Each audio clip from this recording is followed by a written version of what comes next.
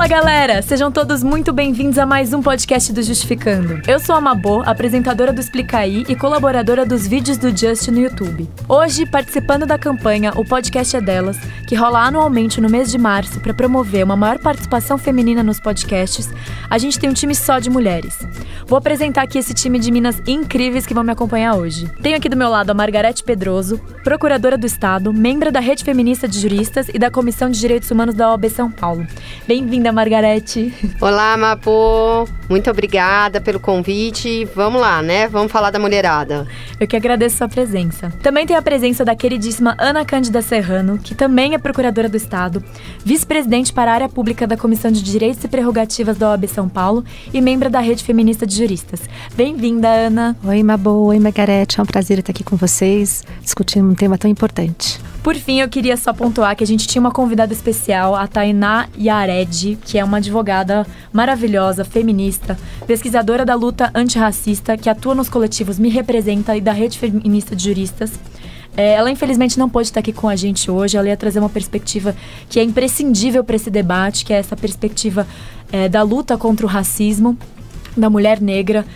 Vamos sentir muita falta das falas dela e das contribuições dela, mas eu espero que em futuros podcasts ela possa ser nossa convidada e nos privilegiar com essa fala tão importante que, infelizmente, hoje não vai ter. Antes de começar, eu queria agradecer em nome do Justificando a Rádio Brasil Atual, que generosamente está cedendo espaço para a gente poder gravar. Também queria agradecer ao Sindicato dos Bancários de São Paulo, que sempre mantém as portas abertas para a gente. E um muito obrigada a todos do Crivella Advogados, que está ajudando a viabilizar essa temporada de 2019, porque sem esses parceiros essa gravação não seria possível. Então valeu, viu, galera? Valeu pelo suporte, tamo junto. Bom, nesse mês das mulheres a gente vai conversar sobre feminismo, discutir um pouquinho do estado da nossa luta por direitos no Brasil de 2019. Como eu falei, estamos falando aqui de uma perspectiva de mulheres brancas, héteros, cis, que é com certeza muito mais limitada do que poderia ser se a gente tivesse outras convidadas aqui na mesa, que infelizmente não puderam estar hoje. Mas vamos se centrar principalmente na questão da violência e depois, no segundo bloco, a gente vai falar um pouquinho sobre esse estado da luta, o que foi essa luta agora no governo Bolsonaro, como é que vai ser o nosso movimento de mulheres nesse Brasil de 2019.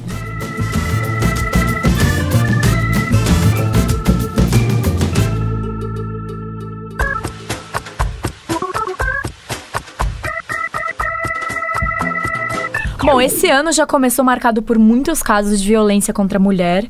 A Comissão Interamericana de Direitos Humanos manifestou agora em fevereiro uma preocupação com o alto número de assassinatos de mulheres no Brasil. Segundo a comissão, 126 mulheres foram mortas em razão do seu gênero desde que o ano começou.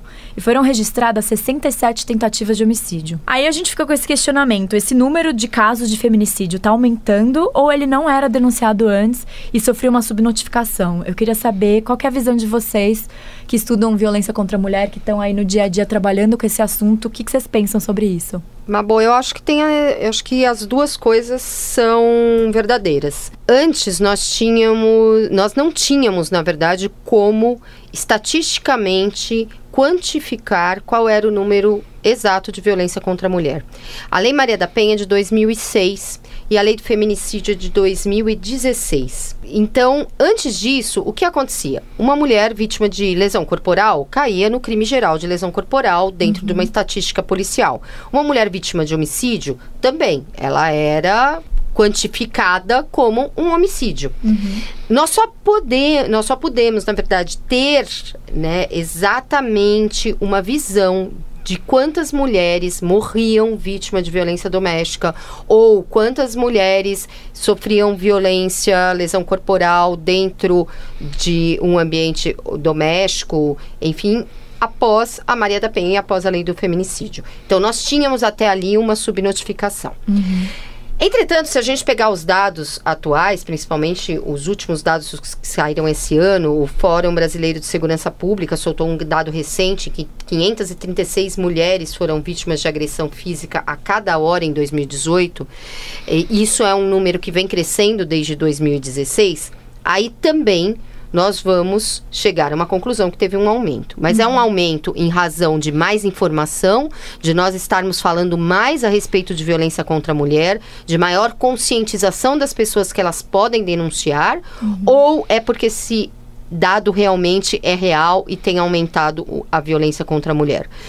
Nós não vamos conseguir saber exatamente o que aconteceu, né? Mas o fato é que os números têm sim subido e que antes nós não poderíamos ter uma estatística confiável a respeito da violência contra a mulher.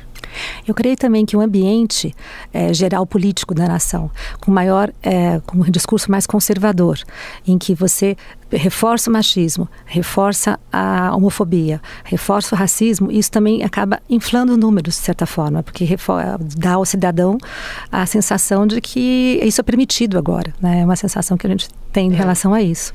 E não vamos esquecer, né, segundo dados, inclusive, do Fórum Brasileiro de Segurança Pública, somente 52% das mulheres que foram vítimas de violência é que procuraram as autoridades para fazer formalmente a denúncia.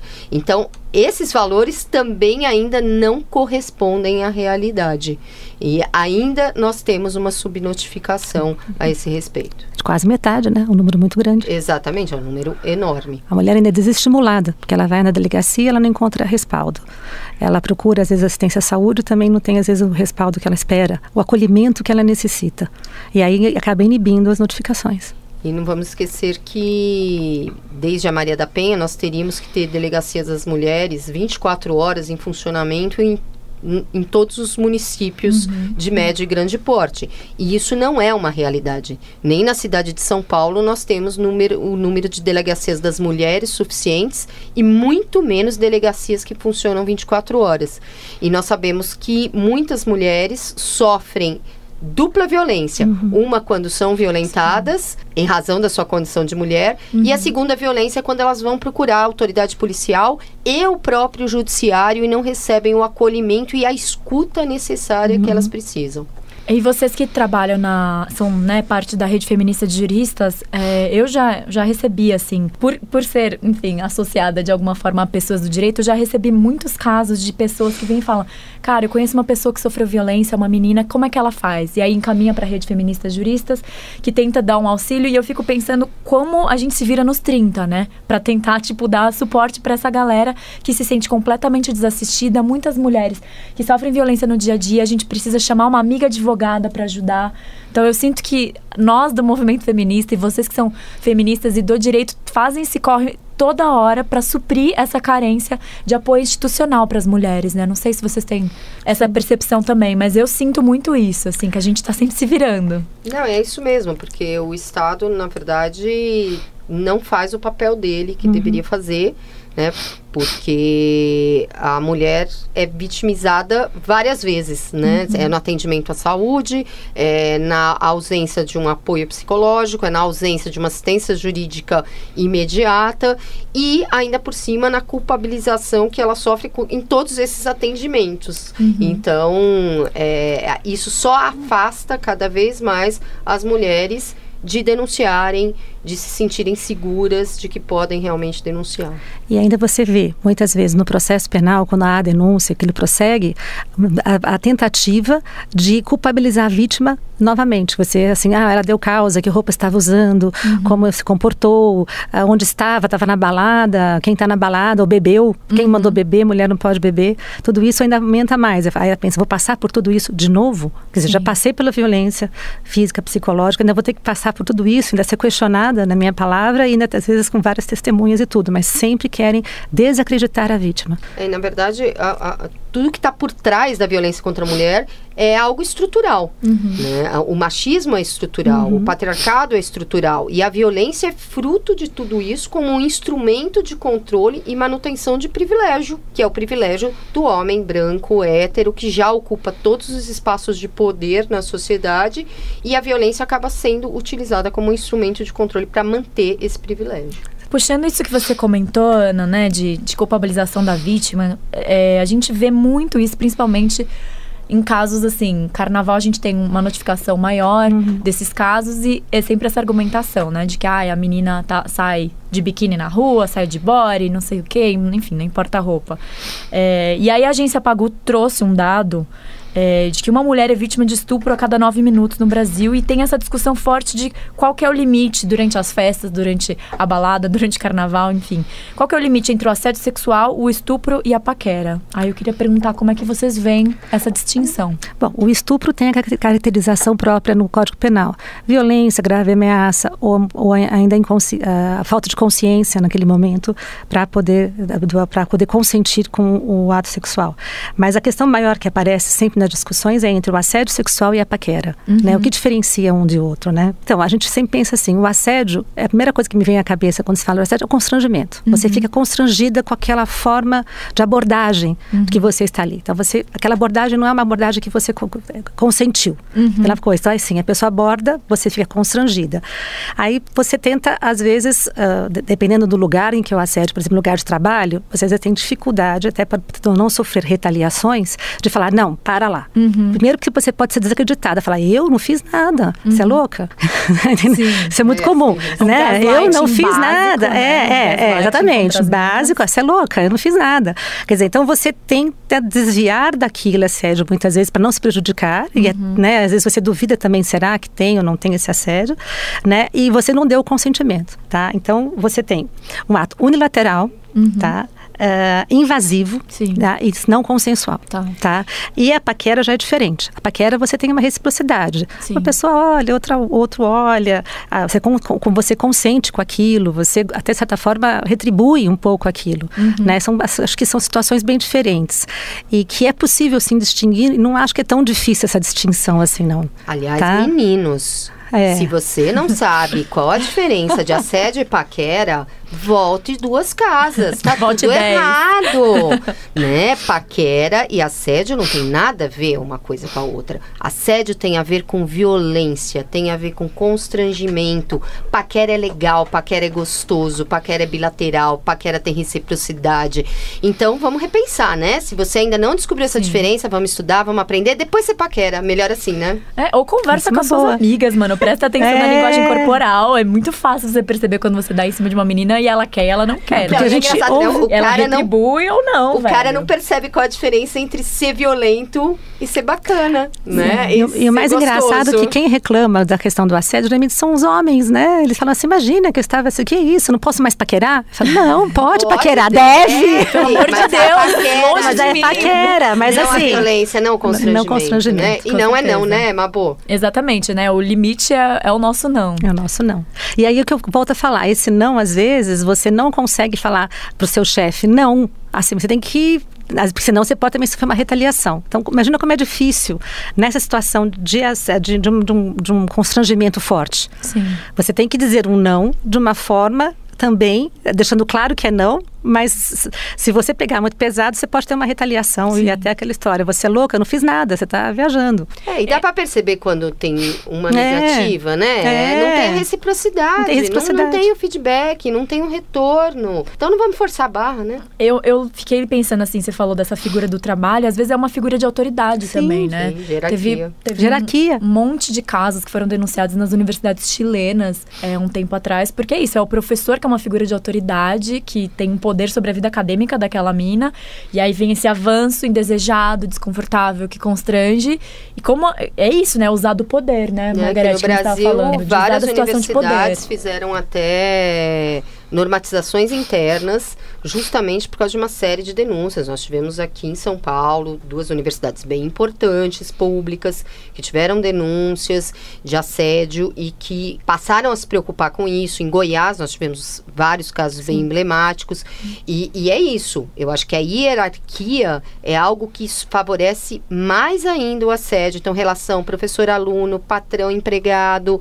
Isso só vai favorecer o ambiente do assédio. Por quê? Porque o constrangimento é quase que natural, porque existe uma relação de poder. E não significa que não se pode paquerar dentro do ambiente de trabalho, dentro do ambiente escolar, desde que não se aproveite da sua condição de superior hierárquico. Chefe subordinado, por exemplo, às vezes nós estamos no serviço público.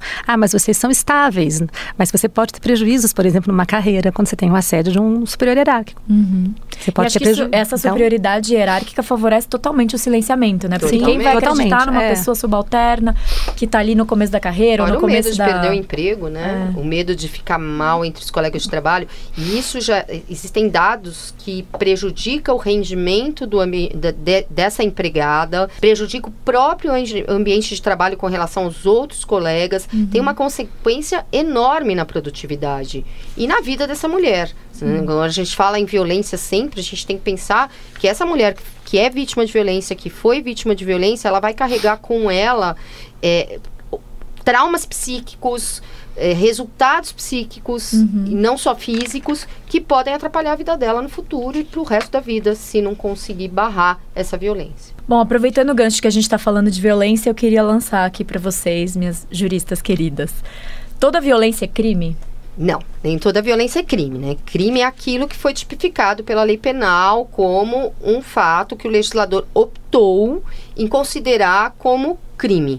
Há violências, principalmente no caso de violências contra a mulher, que não são tipificadas como crime. Penso que nem deve ser, mesmo porque não é o direito penal que vai resolver tudo. As próprias estatísticas mostram que não é criminalizando que nós resolvemos o problema da violência. E quais seriam essas violências, por exemplo, que não são crimes? As violências psicológicas. Aquela violência sutil, aquela violência que oprime, que deixa a mulher para baixo. Essa violência não é crime. Violência verbal. A violência verbal pode ser crime, como pode não ser.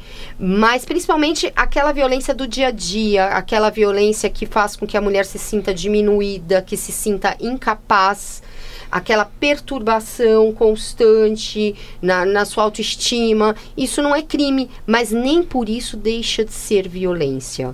Violência não é só o que é crime. Violência é tudo aquilo que ofende psiquicamente ou fisicamente a mulher e que vai trazer consequências para ela. As violências psicológicas que na mulher é algo que tem que ser muito conversado, muito falado ainda, porque há violências que não são perceptíveis e que muitas vezes até a própria mulher demora muito para descobrir que está sendo violentada no dia a dia, que está sofrendo aquela violência sutil, muitas vezes pequena, mas repetida, do seu companheiro, do seu namorado, do seu patrão, né? E isso é violência, mas não é crime. Eu acho bem interessante, Mabô, a gente falar da questão do crime, porque há sempre um apelo, e esse é um discurso que se repete e é muito atual, de que se a gente criminalizar alguma coisa, a gente vai resolver o problema. E o direito penal não se presta a isso. Eu acho que a Lei Maria da Penha, a lei do feminicídio, ela foi muito, muito importante. Não só a gente acabou de falar, né, para produzir dados estatísticos e possibilitar que o Estado, que a sociedade olhasse para esses dados de violência e criasse políticas públicas. Mas mais do que isso, ela mostrou que algumas coisas que eram naturalizadas são muito sérias, são muito graves, né? E com isso as pessoas passaram a falar mais a respeito de violência contra a mulher, passaram a denunciar mais e possibilitou que a sociedade discutisse mais o assunto. Mas não para aí, tanto que as estatísticas mostram que os números de violência só aumentam. A gente precisa de políticas públicas, a gente precisa de educação, a gente precisa falar mais sobre masculinidade tóxica, em que ambiente esses meninos estão sendo criados e produzindo mais violência dentro da sociedade. Enquanto o Estado não se preocupar em não só criminalizar, mas também criar políticas públicas de educação, de saúde, de informação, que possibilite as pessoas a verem que a violência não é natural, não é normal, nós não vamos diminuir esses números. E outro ponto importante é que o fato de não ser crime não implica que não terão consequências jurídicas os atos praticados. Você pode ter situações que podem não configurar crime, mas ser uma infração passível de uma demissão do trabalho, passível de uma exoneração, demissão do serviço público também. Quer dizer, situações, por exemplo, como teve, acho que foi ontem que saiu uma súmula da OAB, tá? De declarar inidôneo para entrar nos quadros da ordem quem praticar violência contra a mulher. Então, o advogado que tiver praticado algum independente do crime, é um bacharel. Ele é no advogado. É um exemplo que foi agora, saiu essa semana. Foi essa semana. Foi anteontem. Ontem. Enfim, recente. Quer dizer, são questões administrativas, vamos dizer assim. E que tem consequências jurídicas, mas podem não ser crime. E fora no civil, um dano moral. Um dano moral. Também nós acabamos de ter um julgado muito importante que fala da fala a respeito do dano moral na violência contra a mulher, reconhecido. Sim. E é uma consequência jurídica também, que não é dentro do direito penal. Direito penal. Independe do direito penal, de ter uma consequência penal. Às vezes a pessoa pode até ser absolvida no penal, mas ter consequências em outras áreas. Uhum. Falando desse combate à violência contra a mulher, né? A gente também tem um dado da agência Pagu também, eu peguei todos os dados de lá, maravilhosos. Eles têm um site, inclusive, gente, recomendo se vocês jogarem lá, agência Pagu, violência contra a mulher no Google. Tem um site que reúne todos esses dados. Então, a gente viu uma flexibilização agora da posse de armas proposta pelo governo federal e muita gente dizendo que isso vai ajudar as mulheres a combater as agressões. E aí eu queria saber se vocês acreditam que isso vai ter um impacto na violência doméstica e qual vai ser o impacto dessa flexibilização aí proposta pelo governo Bolsonaro. Bom, o decreto ele autoriza a posse de armas, ou seja, ter arma em casa.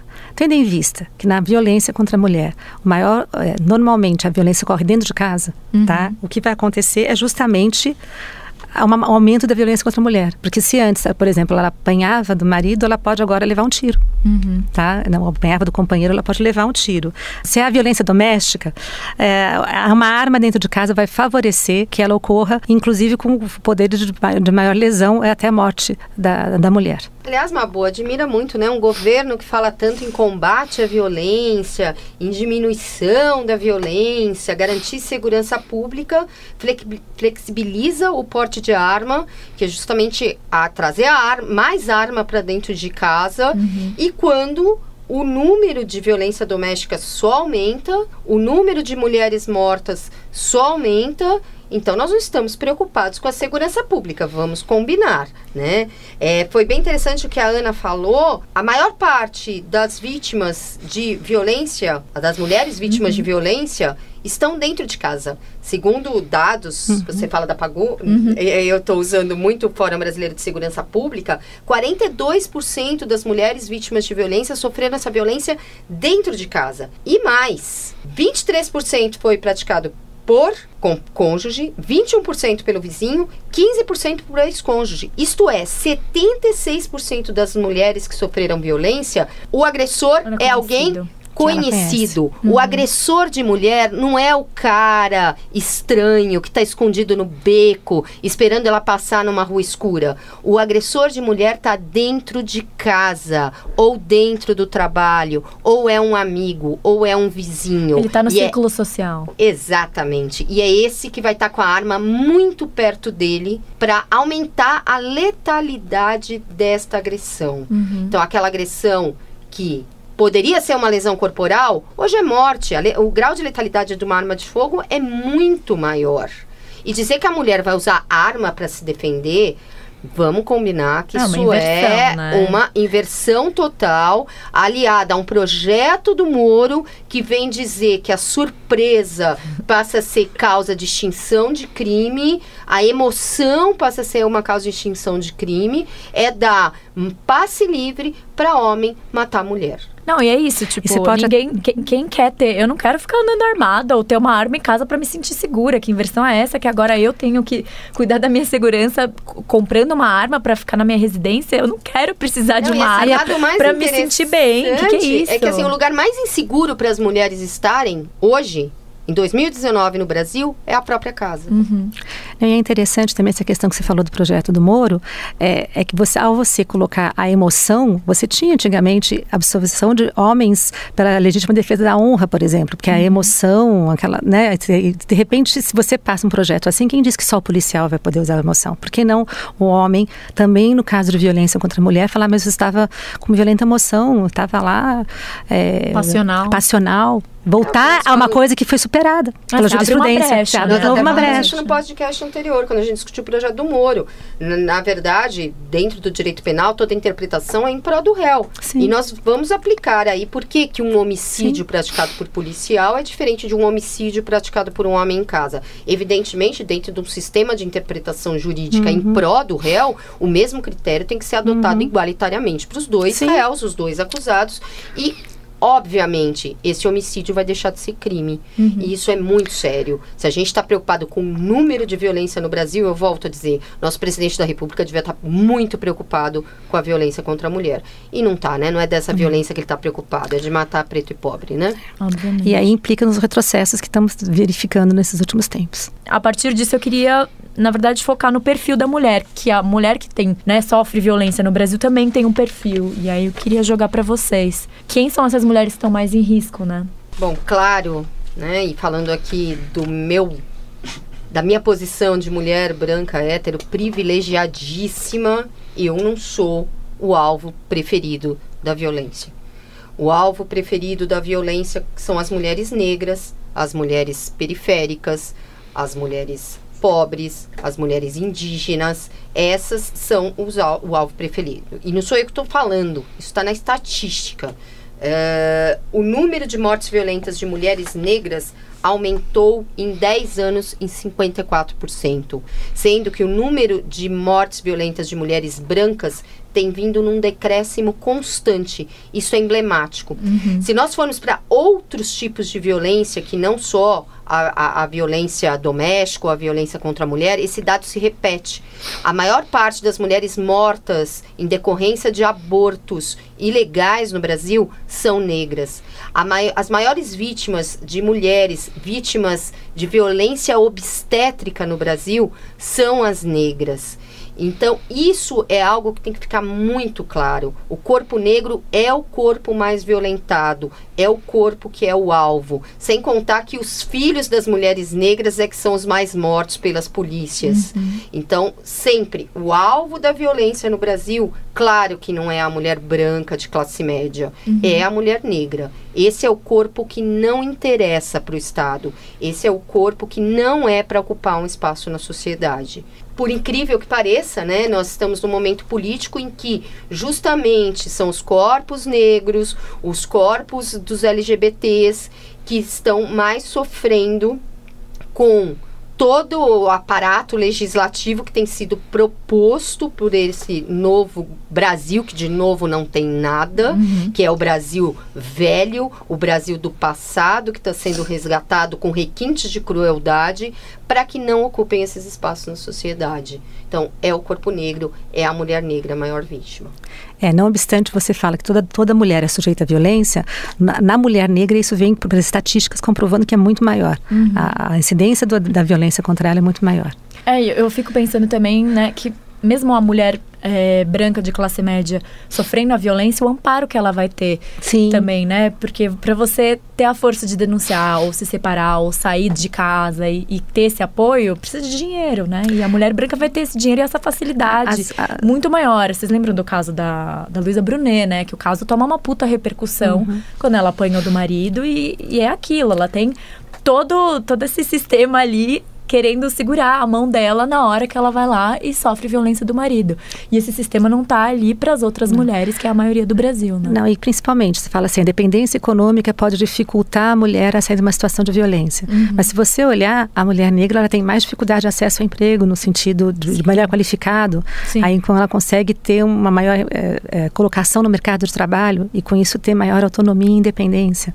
Né? Não vamos esquecer que as mulheres negras ganham 70% menos do que o valor do salário de um homem branco. Então, enquanto as mulheres brancas é de 40%.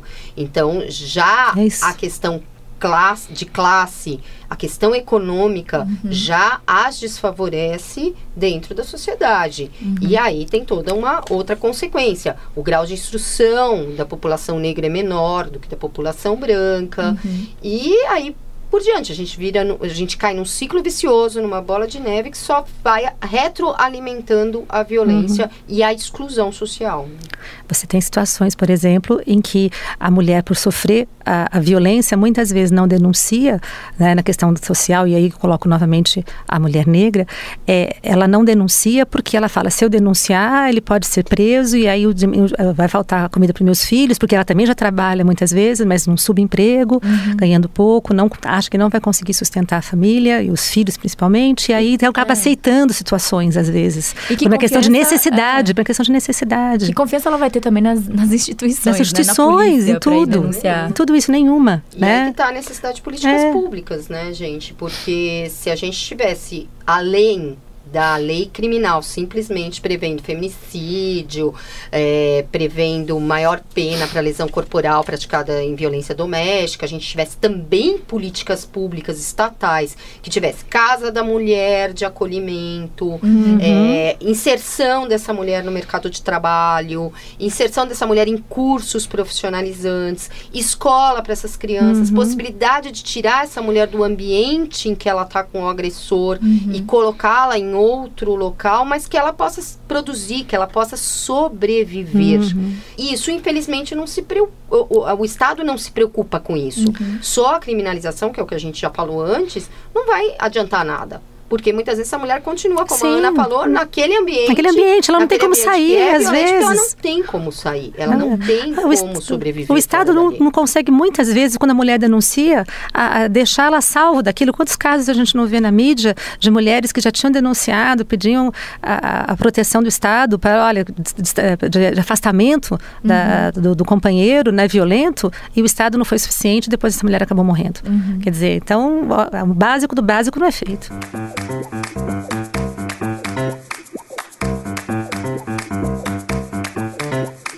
Bom, continuando aqui nossa conversa, eu queria, na verdade, falar um pouquinho sobre como muitas pessoas veem esse Dia da Mulher, né? Esse mês da mulher.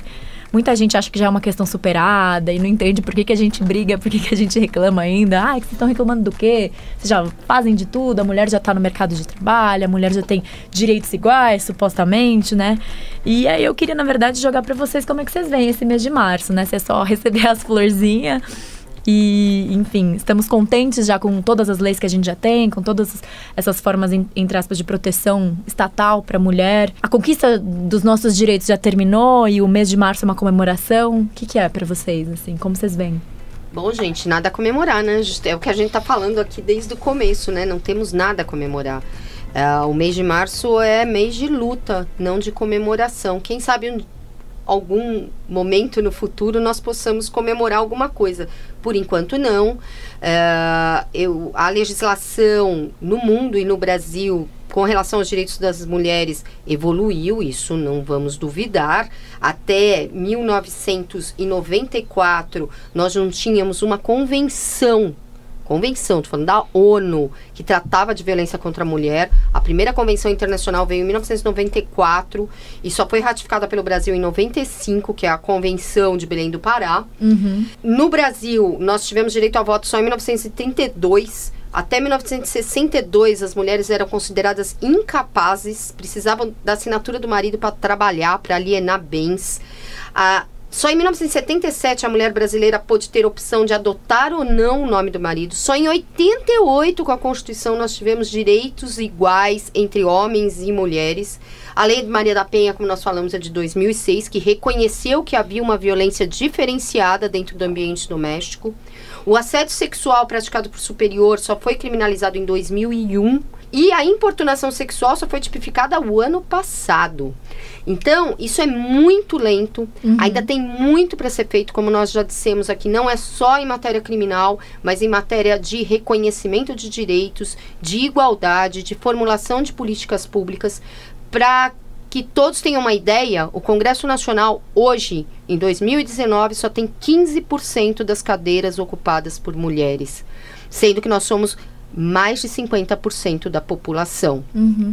O que isso gera? Gera leis feitas por homens, para garantir mais ainda o privilégio de homens. Isso é essencial. Se nós queremos falar de violência, se nós queremos falar de redução de violência, de igualdade, nós precisamos falar de representatividade, que é o que nós ainda não temos. Se a gente for pensar nas mulheres negras, então, voltando a falar, essa representatividade cai, mas ainda a ocupação de espaço, seja no trabalho, seja no plano econômico, é mais reduzido ainda. Então, eu não tenho nada para comemorar, Mabô. Eu acho que a gente tem muito que brigar, muito que falar, muito espaço para ocupar. Até comentando, porque o mês da mulher, estamos aqui, né, em 3 mulheres conversando.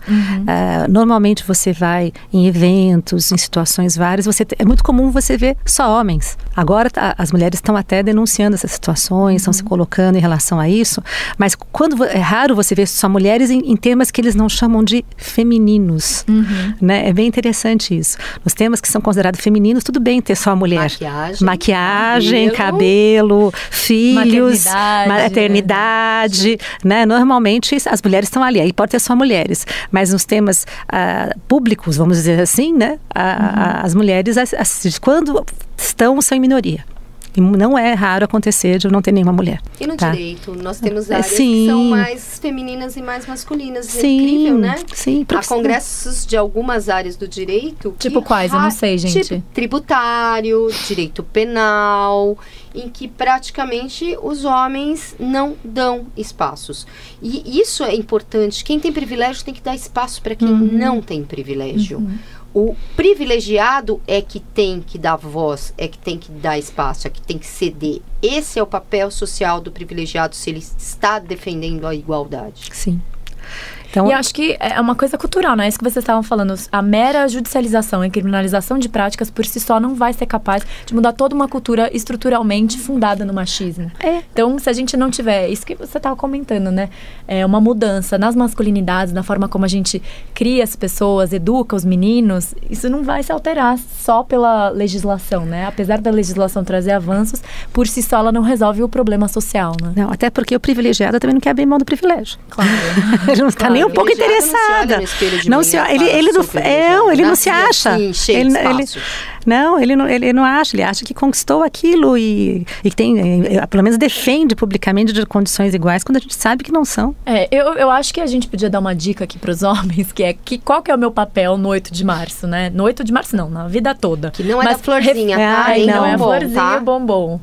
Nem tirar foto com as mulheres da firma. Pra mostrar também não. Olha como tem mulheres na firma. Aí as mulheres estão lá fazendo fotinhos. E não estão em cargo de chefia nem ganham iguais aos homens. Exatamente. Aí posta a foto bonitinha no 8 de março nas redes sociais. Gente, menos. Não, eu acho que... Então, o recado é esse. Mulher com florzinha ainda. Usar da sua voz e do seu espaço, do seu privilégio, porque a voz masculina tem outro peso do que a nossa, justamente para corrigir seus colegas, corrigir seus pares. Eu acho que quando a gente fica corrigindo, a mulher fica apontando, mas não tem mulher no lugar de chefia, mas não tem mulher falando, mas não tem mulher não sei o quê. A gente fica sempre parecendo as chatas, insuportáveis, as feministas que enchem o saco. Eu acho que o homem tem que assumir esse papel de encher o saco também e falar, mano, e as meninas? Sim. Ou quando vê um amigo, um colega, o que seja, ultrapassando um limite, sendo desrespeitoso, ou interrompendo a mulher, fazendo piadinha, o homem também tem que começar a fazer essa correção e assumir esse papel, porque senão a gente vai ficar eternamente nós tendo que educar um monte de machos, né? É isso. E tem que partir dos homens a garantia de espaço para as mulheres. Não raro você escuta dos homens, eventualmente quando você quer colocar uma mulher numa determinada posição, mas não havia mulheres qualificadas suficientes para isso. Primeiro que há mulheres qualificadas o suficiente para muitas coisas, muitas mulheres, mas independente disso, a qualificação das mulheres na nossa sociedade patriarcal, ela é mais difícil do que a qualificação dos homens, porque ela tem toda, pela própria estrutura, ela tem toda a responsabilidade de casa, de filhos, muito maior do que o homem. Sim, uma dupla jornada. Em dupla jornada, não é dividida. Então, assim, além de ter muitas mulheres qualificadas, a qualificação é mais custosa para ela. Com certeza. Bom, acho que em conclusão, né, o movimento feminista é um movimento de mulheres, encabeçado por mulheres que vão estar na linha de frente dessa luta, e os homens que se enxergam como aliados ou querem ser parceiros nessa luta têm o seu papel de, com os homens ao seu redor, tentar se desconstruir e não ficar, enfim, tentando tomar frente do movimento ou simplesmente dando florzinha e parabéns no Dia das Mulheres, né? Acho que é essa a reflexão. Por aí.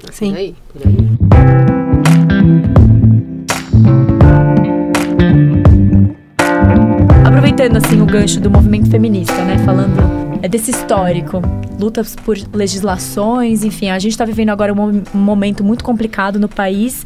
E aí eu queria perguntar para vocês como vocês veem a importância do movimento feminista nesse Brasil bolsonarista. Bom, a primeira coisa que a gente tem que falar é que o movimento feminista ele não é único, tá? Esse discurso, né, de que o movimento feminista é universal, ele acaba sendo excludente, porque você tem que verificar que as opressões que atingem a mulher não atingem a todas do mesmo modo, tá? Vai ter que analisar a questão, fazer o recorte de raça, de classe, etnia, bem como a localização geográfica dessas mulheres, tá? Então, por exemplo, o trabalhar nunca foi uma reivindicação da mulher negra. A mulher negra também, ela volta muito contra a hipersexualização do corpo dela, tá? A mulher branca, ao contrário, ela está muitas vezes buscando a independência desse corpo, né? Então, todas são questões que precisam ser diferenciadas, porque a opressão sentida por cada uma delas é diferente. O local que você está, países que têm uma legislação aberta, por exemplo, que já permitem o aborto, é uma questão que não se faz presente naqueles países. No Brasil é uma luta, na Argentina é uma luta, né? Você tem questões ainda que precisam ser superadas, e em muitos países da Europa, por exemplo, já não se faz mais sentido, né? Então, por isso que a primeira coisa que a gente pode falar é que não há um único movimento feminista. A outra coisa, a questão na época bolsonarista, né? Nós tivemos na época da eleição um movimento muito bacana, um movimento que foi assim, um dos maiores, que foi o chamado Ele Não. No dia da manifestação, as cidades se lotaram, as mulheres foram às ruas, foi iniciado por mulheres, as mulheres foram se mostrar contrária àquele discurso machista, né, que vinha do então candidato Bolsonaro, que acabou saindo vencedor. E o que mais me incomodou naquele momento foi o discurso de pessoas ligadas à esquerda, dizendo assim, nossa, esse movimento identitário das mulheres acabou se revertendo o contrário, porque depois do ato, do Ele Não, o Bolsonaro subiu nas pesquisas, né? Então, assim, você tem homens em tese de esquerda, que em tese poderiam estar ao seu lado na luta, culpando as mulheres, tá? Ao invés de tentar colocar. Depois se viu que não foi isso, houve, na verdade, fake news, né? Não foi. Mas a primeira coisa que se falou e que me incomodou demais foi essa questão de que, não, olha, os chamados esquerdomachos começaram a falar, não, olha, o Ele Não foi prejudicial. Para com essa pauta identitária. Mais importante agora é a gente ter uma pauta progressista, né? E tirar aí o fascismo, enfim, né? Então, isso é muito preocupante. E como é maluco isso, né? Toda uma ascensão conservadora de anos, um movimento que vem se desenhando no sul global, mas também em outros lugares do mundo já há um tempo. E aí você joga a culpa nas mulheres por toda a ascensão de um fascismo. Quão cruel é isso, né? Cruel, porque eu fiquei muito incomodada.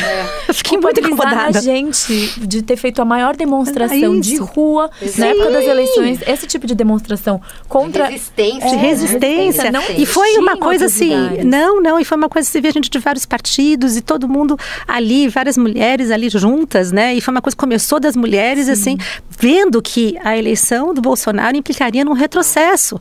Ao ver aquilo, as mulheres se juntaram e falaram, não vamos dizer não. Ele não.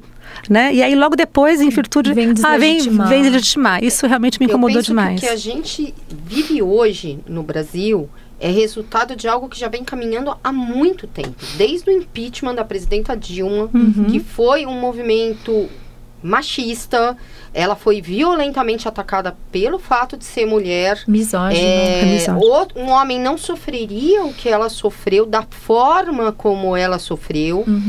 E esse movimento já era a sinalização de um processo conservador na sociedade. Aí assume o nosso ex-presidente Michel Temer, que logo de cara já vem com medidas absolutamente conservadoras contra movimentos organizados, machistas, pregando já a família brasileira, mostrando, né, que a mulher boa é aquela que conhece do preço do supermercado. Tudo isso é muito simbólico. Recatado e do lar. Foi um caminho, recatado e do lar, né, que é um modelo de mulher. Então já foi algo que já estava sendo sinalizado, culminou com a eleição do atual presidente da República, que trouxe para a campanha um discurso totalmente misógino, um discurso homofóbico, um discurso racista, e que fez com que ele se elegesse. Eu acho que hoje nós vivemos num ponto que o movimento feminista, assim como os outros movimentos sociais, LGBT, negro, de direitos humanos, é visto como algo do mal, algo que está impedindo a sociedade, a família de estar bem, de ser livre da violência, de ser livre, de ter mais segurança, de ser livre, de ser protegido de um suposto, de uma suposta imoralidade, né? Esse discurso. Mas esse discurso não é por acaso, isso não é brincadeira. Quando a gente vê uma Damares falando aquelas bobagens todas que ela fala, aquilo não é fantasia, aquilo não é para dar risada. O momento agora, por incrível que pareça, não é mais de lutar por direito. Nós estamos lutando contra retrocesso. Nós estamos lutando para não perdermos direito. Então, assim, se a gente até agora que está falando em igualdade de gênero, em violência, a gente tem que falar sobre essa perspectiva social, essa perspectiva política de encarar a violência como algo estrutural que sustenta essa sociedade desigual, machista e que sequer vê a mulher como sujeito, porque a mulher não é vista como um sujeito social. Então, acho que não é por acaso que o movimento feminista já teve esse combate desde lá da eleição, porque é essa a intenção mesmo. Sim. A intenção é combater qualquer movimento que garanta espaço para as minorias. E eu acho que é muito representativo o fato de que no mesmo fim de semana, né, que a gente fez o ato, essa grande mobilização, que é uma mobilização única, né? Sim, quando a gente viu, por exemplo, as mulheres se manifestando contra o Trump lá nos Estados Unidos, foi depois das eleições. O nosso movimento foi anterior, foi uma resistência prévia, né? Para tentar que não acontecesse um mal maior. Exatamente, uma tentativa de evitar ali. Mas assim, é tão representativo que nesse mesmo fim de semana começaram essas fake news, assim, em peso. Sim. Porque é isso, né? Eles sabem que as mulheres são uma frente de resistência. Tem um dado que saiu na Folha de São Paulo que se a eleição fosse só com mulheres de 18 a 24 anos, o Haddad ganharia com quase 60% dos votos. E se você olha essa faixa para homens de 18 a 24 anos, o Bolsonaro ganha também com quase 60% dos votos. Sim. Então, o que é isso? É um recorte de gênero claríssimo que se delimita nessas eleições, e eles sabem que as mulheres são uma linha de resistência, linha de frente ali. Então, acho que não à toa tentaram poderia ter sido da virada. Ali poderia ter sido. Não, e outra coisa também que se observa, né, nessa questão de a gente tentar não perder direitos, porque alguns anos atrás a pauta era vamos descriminalizar o aborto. Agora vamos tentar manter o aborto legal que já existe hoje, desde alguns deles desde 1940. Saúde da mulher. Saúde da mulher, porque você tem pautas hoje legislativas para tentar excluir essas garantias que estão desde no Código Penal desde 1940. Quer dizer, excluir a mulher vítima de estupro do atendimento ao SUS. Sim. Existe uma pauta que fala sobre isso. Todas aquelas aberrações de estatuto de nascituro agora ressurge. Não, ressurge. Ideologia de gênero. Não, é assustador. Escola sem partido. Gente, eu acho assustador. Tudo isso nos atinge inteiramente. Porque quando a gente fala que não adianta só criminalizar, a gente precisa de educação, a gente precisa de informação para mudar esse quadro de violência, aí vem, por outro lado, propostas como vamos combater a ideologia de gênero, que não existe, né, que é algo que nunca se falou a respeito disso, é uma coisa lá da Igreja Católica dos anos 80, para dizer que a gente precisa de uma escola sem partido, que na verdade é uma escola com partido, uma escola conservadora, que vai proibir professores de falar sobre igualdade de gênero, sobre violência sexual dentro das escolas. E desconstruir justamente essa masculinidade tóxica que a gente falou que gera esses comportamentos. Exatamente. Né? E aí gera um ciclo vicioso, porque aí, às vezes, a menina é vítima de violência sexual em casa, né, por membros da família, o que não é comum, só que ela sequer se dá o jeito de falar ou até perceber aquilo tudo, entendeu? Sabe que aquilo não é natural. Ela não sabe. Né? E aí você cria um ciclo vicioso. Então, já que ela foi excluída a educação, na educação sexual das escolas não se pode falar mais, então ela acha que aquilo é natural, depois isso vai gerar novamente um outro ciclo também de silenciamento, de violência e de diminuição da mulher. Mas toda essa confusão de conceito, né? A paquera, assédio, ideologia de gênero, mamadeira de piroca e tudo mais, todas essas coisas, na verdade, acho que é para criar um solo fértil para a reprodução de mais ação conservadora, que vai manter mais os privilégios. Isso tudo faz parte de um grande discurso fascista de exclusão social de quem já é excluído e vítima de violência. Né? Então faz parte de uma coisa muito maior, que não é só vamos ser contra as feministas. Exatamente. É um projeto político, é um projeto de governo e de poder. Exatamente. Sim.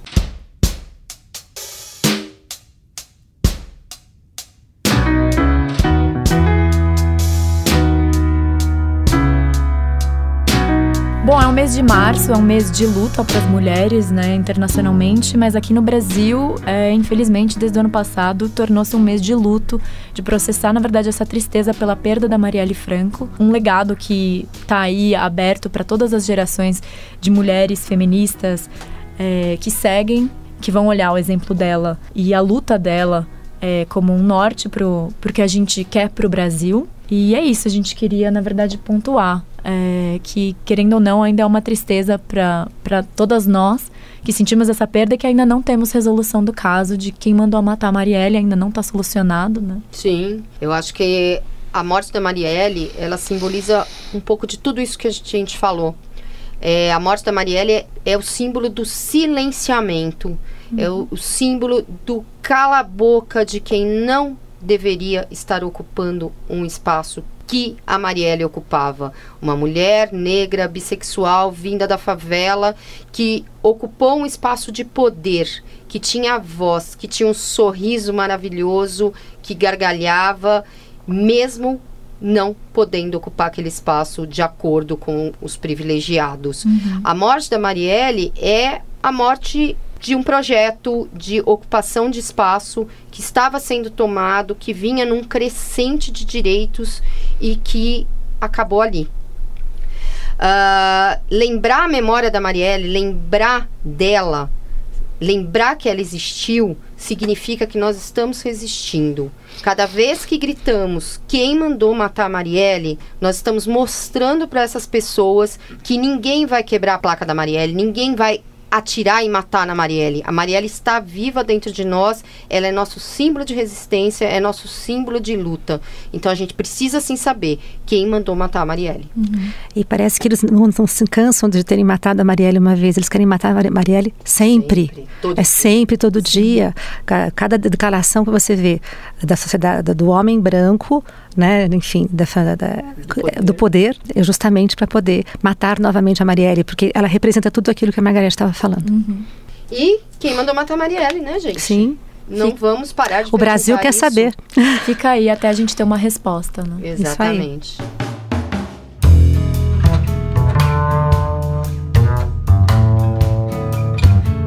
Bom, gente, obrigada por escutarem aqui esse podcast especial do Dia das Mulheres, participando da campanha O Podcast é Delas. Podcast é Delas, perdão.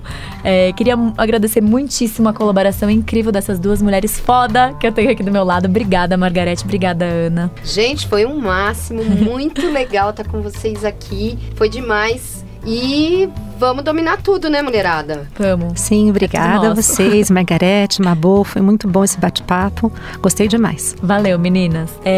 Semana que vem vai ter mais podcast. O André volta com a apresentação falando sobre reforma da Previdência, que é, inclusive, um tema caríssimo para nós mulheres, que vamos ser, inevitavelmente, as mais afetadas por essa mudança. Falar da reforma da Previdência é fazer uma resistência a uma pauta que a gente sabe que é prioritária para o governo Bolsonaro. Então, vamos ter aqui uma galera de peso, destrinchando esse projeto e ajudando a fazer essa reflexão tão necessária para o Brasil de hoje. Você pode acompanhar a gente pelo Spotify, Apple iTunes, Google Play Music, YouTube e Stitcher. Se inscreve lá para acompanhar os próximos episódios. Como sempre, queria agradecer a Rádio Brasil Atual, principalmente a figura do nosso querido Fábio, que ajuda aqui na captação, o Sindicato dos Bancários de São Paulo e a Crivelle Advogados. Muito obrigada, continua acompanhando a gente aqui no Justificando.